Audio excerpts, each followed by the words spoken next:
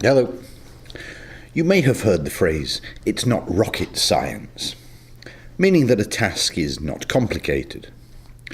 Shopping online is one such task that we might call not rocket science.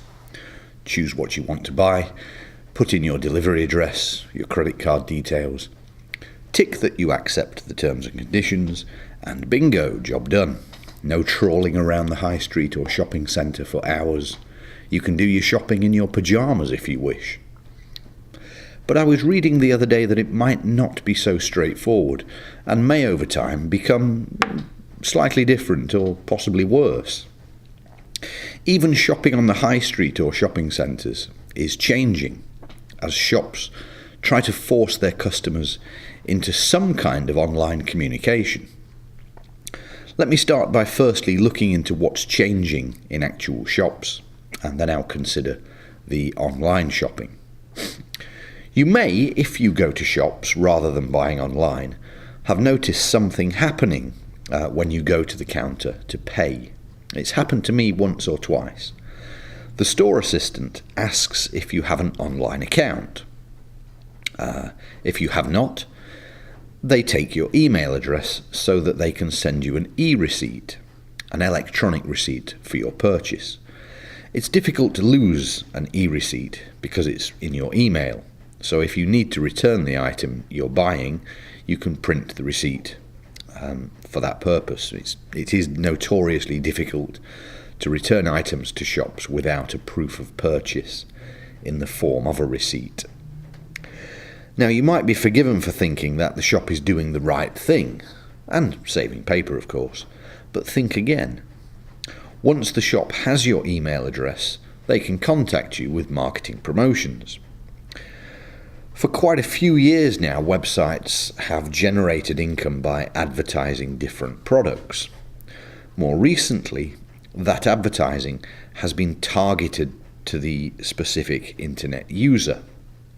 As an example, recently I've been browsing these sports watches that monitor your heart rate and sleep patterns, things like that. Not for me, but for my son.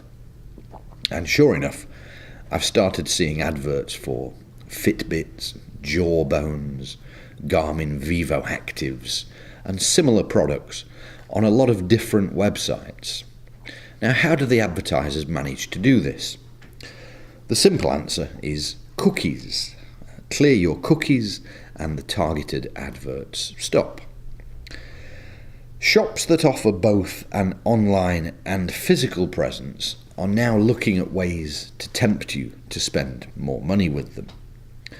Obviously, a store knows what you have bought online, but e-receipts now also tell them what you've bought in store, so they know more about your shopping habits, which might allow the sales assistants to target you in store for other things you might be interested in.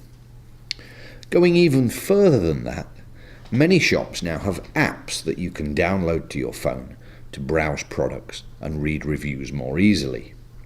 And this is where the next generation of marketing will happen. Imagine that you've been sitting on the train browsing shoes or some tech gadget on your phone. You're not sure about the size of the shoe or whether that particular gadget is the right one for you, so you decide to visit the physical store.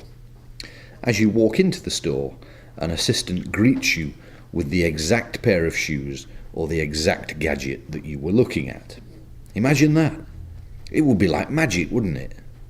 Not really.